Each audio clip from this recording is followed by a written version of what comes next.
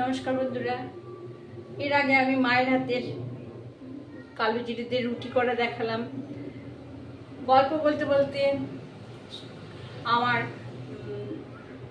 এই ভিডিওটা অফ হয়ে গেছিল, ক্যামেরাটা অফ হয়ে গেলে আমি গল্পটা শেষ করতে পারিনি। এই গল্পটা এখন আমি শেষ করি, তারপরে আমি নতুন একটা রান্না দেখাচ্ছি। হ্যাঁ, ওকে বন্ধুরা, বলছিলাম যে চিকেন পক্সের কথা আমার বাবার হয়েছিল। তখন ওষুধপত্র বেরোয়নি, বাবা তখন খুব ছোট। আমার ঠাকুমারও হয়েছিল, আমার কাকিমারও হয়েছিল, কাকিমা না, কাকুরও হয়েছিল। তো বাবার ছোট ভাই, তো বাবার ছোট ভাই এবং বাবার মা ওই অসুখে মারা যায়। আমার বাবাও অ্যাটাক হয়েছিল, কিন্তু আমার বাবার নাকের হাড় খুলে পড়ে গেছিল, সেই জন্য বাবার নাকটা না বোচা ছিল, আর ভাতটা কিছু খেতে গেলে নাকের মধ্যে দিয়ে ভেতরে ঢুকিয়ে যেত। তো আমার বাবা যে কোনো কারণেই হোক তখন বেঁচে গেছে। তারপরে মা মারা যেতে তো মাসির কাছে বড় হয়েছে।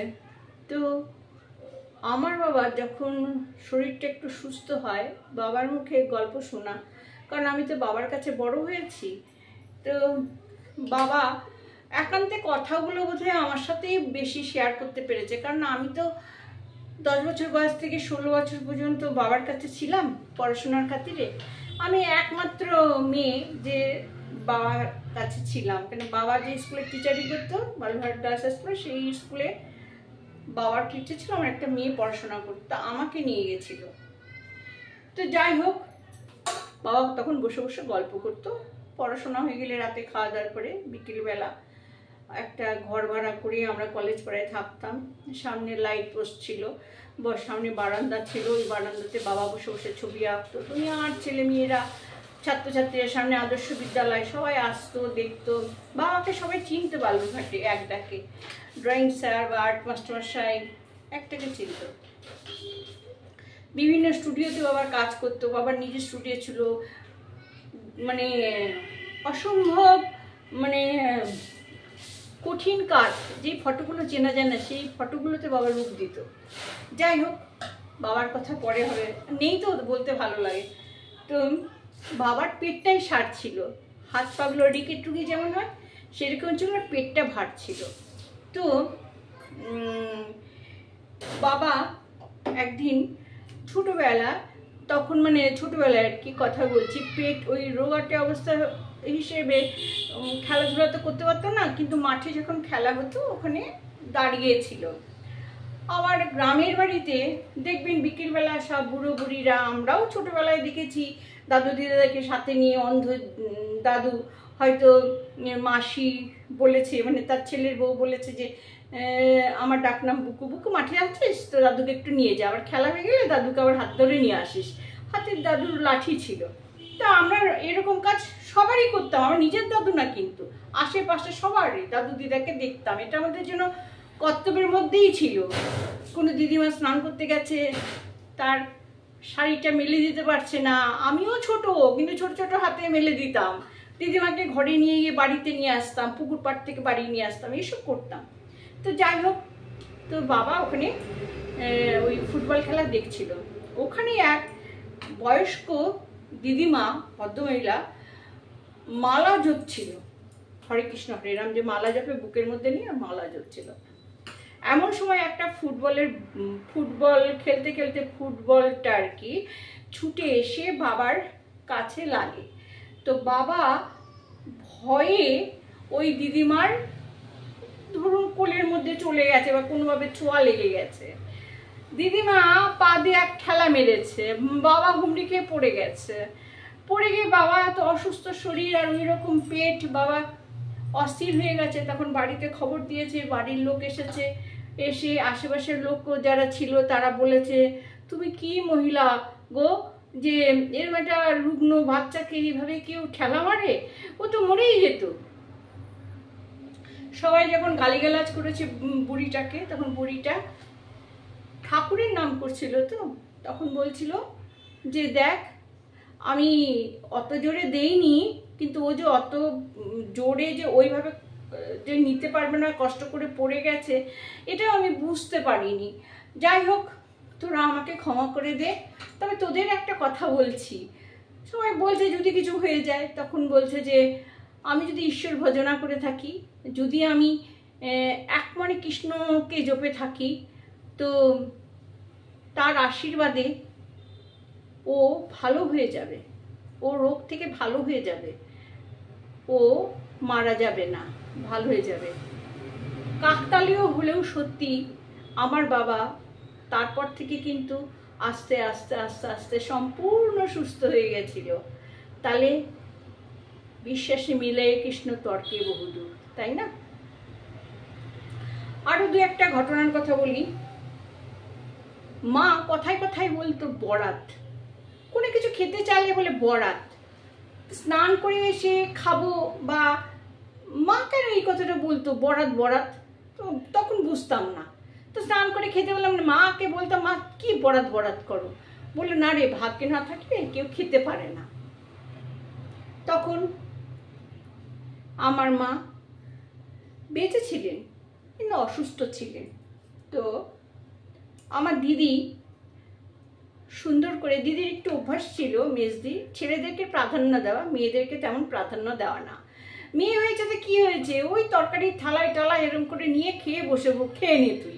তা আমি বলতাম না, আমি দাদাদেরকে যেমন সাজিয়ে গুছিয়ে খেতে দেবো, কারণ ছোটোর থেকে আমার অভ্যেস আছে, আমার বাবা আমাকে সাজিয়ে খেতে দিত, আমি দাদাদেরকে সাজিয়ে খেতে দিতাম। যখন কলকাতায় এসেছি 16 বছর থেকে ধরুন 24 বছর পর্যন্ত দাদের কাছে ছিলাম, তো দাদাকে খেতে দিতাম স্বভাবতই। আমি যখন খেতে বসতাম তখন নিজেও সাজিয়ে নিয়ে খেতাম। তো দিদি করতো কি, ওই তরকারির থালায় দিয়ে দিবে, হয়তো এতগুলো আলু ভাজা করেছে, আমি সুন্দর করে আলু, ছোটো থেকে একটু রান্না ভালোবাসতাম, ঝিঝিরি করে আলু কেটে আলু ভাজা করেছি, মুচমুচে করে আলু ভেজেছি অনেকক্ষণ ধরে। যখন খেতে বসেছি কিছু নেই, পাতে নেই। আমার কথা হলো, আমারও তো মুখ আছে, আমি যখন সবাইকে খেতে দেবো আমি তো একটু খাবো। তো তখন তো ইয়াং বয়স, এখন মা হয়েছে, যাকে ভাগেরটা মেয়েকে স্বামীকে দিয়ে দিলাম, তখন একটুখানি খাওয়ার লোক ছিল। যাই হোক, দিদি বললো যে একটু আলু ভাজার ছাতা না খেলে কি হয়। তা আমার খুব রাগ হয়েছে, আমি বললাম যে এত কষ্ট করে আমি কাটলাম, রান্না করলাম, আর তুই খাওয়ার সময় একটু আমার জন্য রাখলি না, তোর ভাগেরটা তুই ভাইদের সবাইকে দিয়ে দিয়েছিস, তো আমার ভাগের জন্য তো একটু রাখবি। বলে তোকে আমি এখনই আবার আলু ভাজা করে দিচ্ছি। আমি আলু ভাজা তখন তাড়াতাড়ি আলু ভাজা হয় না, আর সেটা শুটো হয়ে যায়, ইয়ে হয় না, মুচমুচে হয় না। যাই হোক, এইরকম। তো দিদি ওই রকম কলকাতায় এসে বেড়াতে এসেছিল, এসেও রান্না করতো, দিদিও রান্না করতো, দিদিও রান্না জানে ভালো। তো দিদি কিছু তরকারি রান্না করে, হয়তো আমার খুব প্রিয় একটা তরকারি রান্না করেছে, মাছের কাঁটা দিয়ে মিষ্টি কুমড়া দিয়ে রান্না করেছে। আমি বললাম দিদি আমাকে একটু দে, টেস্ট করি। দিদি বললো না, ছেলেদের আগে খেতে হয়, মেয়েদের আগে খেতে নেই, এটা রাতের জন্য, রাতে খাবি।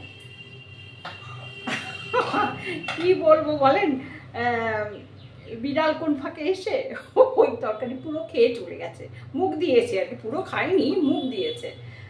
তা দিদি স্বভাবতে ফেলে দিয়েছে দেখতে পেয়ে। তা আমাকে তখন দুঃখ করছে, তুই খেতে চাইলি, তোকে দিলাম না, দেখ সব তরকারি খেয়ে চলে গেল। আমি বললাম ঠিক হয়েছে, যেমন আমাকে দিসনি। আমার শ্বশুরবাড়িতেও একদিন সোয়াবিন রান্না করেছে আমার যা, তো মনে মনে খুব লোভ হচ্ছিল যে ভাতের সাথে সোয়াবিন আলুর তরকারিটা বেশ ডিম টিম দিয়ে করলে খেতে ভালো লাগে না। তো সেদিন কি রান্না হয়েছে, আর সোয়াবিনের তরকারি হয়েছে রুটি দিয়ে খাওয়ার জন্য। তা আমি একটু ভাতের সাথে খেতাম, শ্বশুরবাড়িতে তো লজ্জা করে আর হাত দেওয়া নিইনি, আর যাও আমাকে দেয়নি, বা আমিও চাইনি, কিন্তু মনে মনে চেয়েছিলাম। তো পরক্ষণে বিড়াল এসে ওই তরকারিটায় মুখ দিয়েছে, পুরোটা ফেলে নিয়ে গেছে। তখন মনে মনে ভাবলাম, এবেলাটা ওবেলা একটু খাওয়াই যায়, দেওয়াই যায়, নেওয়াও যায়, তাই না? কিন্তু ভাগ্যে না থাকলে কি কেউ খেতে পারে? তাই ওই মায়ের ওই কথাটা মনে পড়ে, বরাত। হ্যাঁ, একবার আরেকটা ছোট্ট কথা বলি। আরেকবার আমাদের বাড়িতে একটাই ননদের বর এসেছে, আগের দিন মিষ্টি এনেছে সবাইকে, যৌথ পরিবার তো সবাইকে দেওয়া হয়ে গেছে, বাকি আছে শুধু বড় ভাসুর খায়নি। বড় এটা নিয়ে আমি প্লেটে করে সকালে দিতে যাচ্ছি, এমন সময় দেখি জামাই ঢুকছে। তখন বদ্দি বললো রাস্তায় আমি কি করব, আর তো মিষ্টি নেই ঘরে, এদিকে জামাই এসেছে, যদি মিষ্টিটা বড়দাকে দিই আর জামাইকে যদি না দিই তাহলে বাড়ি গিয়ে তো বলবে যে ওরা মিষ্টি খাচ্ছে, আমাকে মিষ্টি দিল না, তোমাদের বাপের বাড়ি এইরকমই চেষ্টা, আমার ননদকে তো কথা শুনতে হবে। তাই আমি না প্লেটটা নিয়ে সিধে রান্নাঘরে চলে এসেছি। এসে বড়দিকে বলছি, বড়দি আমি তো বড়দাকে খেতে দিতে যাচ্ছিলাম, এরকম অরবিন্দ আমার থেকে বয়সে ছোট, বলে অরবিন্দ এসেছে, কিন্তু আমি দাদা বলে ডাকি।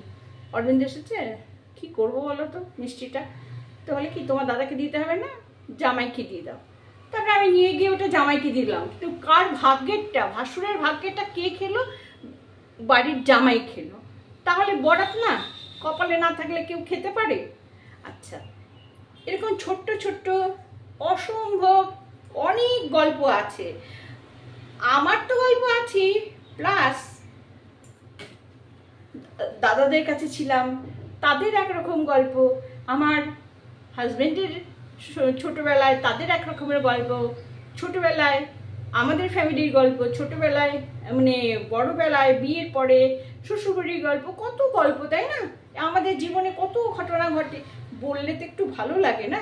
ঠিক আছে বন্ধুরা, এবার আমি আমের একটা কি বলবো বলেন তো, এটা আচার করে দেখাচ্ছি। হ্যাঁ, আমের আচার, কিন্তু সঙ্গে সঙ্গে, হ্যাঁ, এটা সংরক্ষণ করে রাখা যাবে ফ্রিজে, আর আপনারা প্রতিদিন ভাতের সাথে একটু করে খেতে পারবেন, রুটি পরোটার সঙ্গেও খেতে পারবেন। ঠিক সেইভাবে একটা মিষ্টি আচার করে দেখাচ্ছি। হ্যাঁ, দেখুন,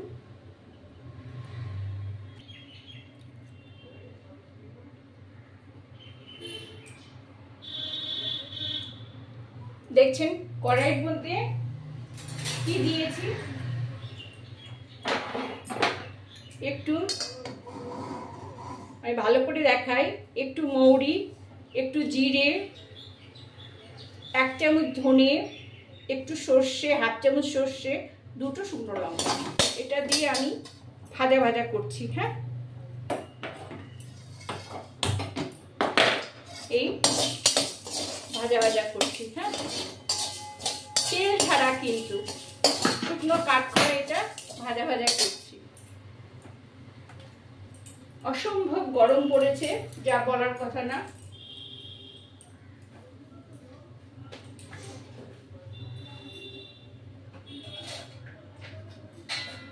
এই মিক্সিতে পেস্ট করে নিতে হবে এটা।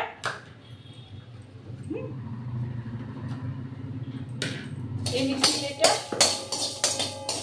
ভেজে পেস্ট করে নিতে হবে।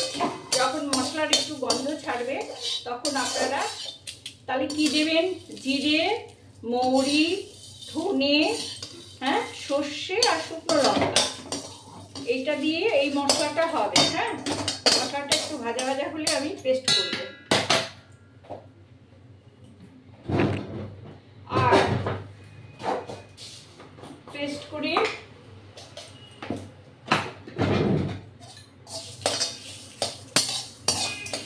ঠিক এরকম একটু ভাজা হবে, একটু গন্ধ বেরোবে, কিন্তু পুড়বে না। হ্যাঁ, পোড়াবেন না, মুচমুচে হবে কিন্তু পোড়াবেন না। হ্যাঁ, এরকম ভাবে ভেজে নেবেন। হ্যাঁ, এরকম ভাবে দেখছেন তো, ভেজে নেবেন।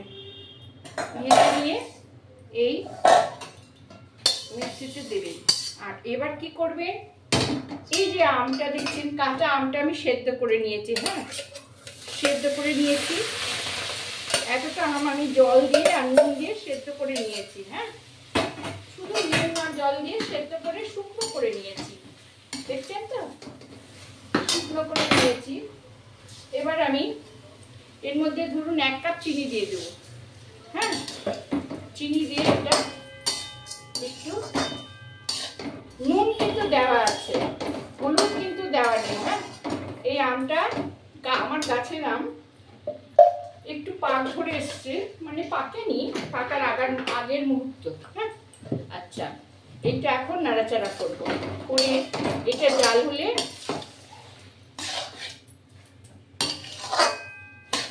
এই মশলা গুঁড়ো করে এর মধ্যে দিয়ে নামিয়ে নেব।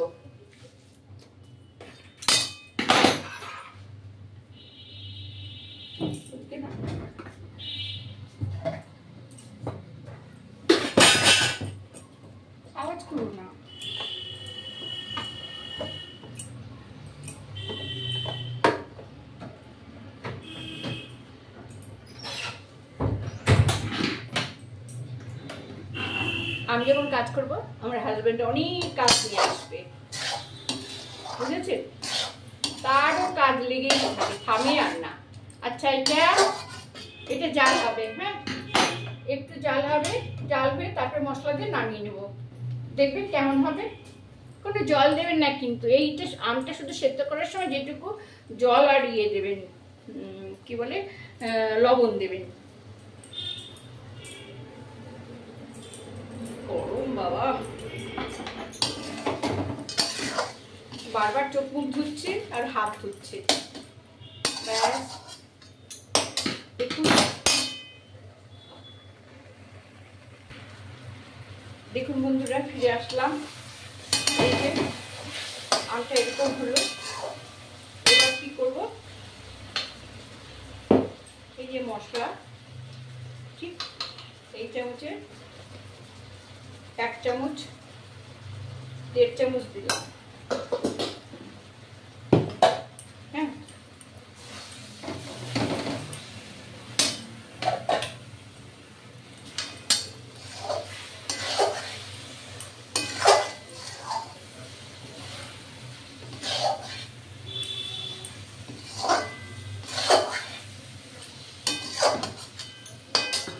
আরেকটা জিনিস দেব,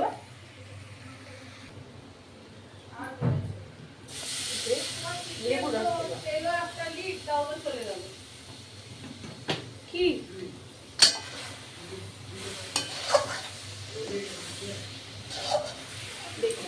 এরকম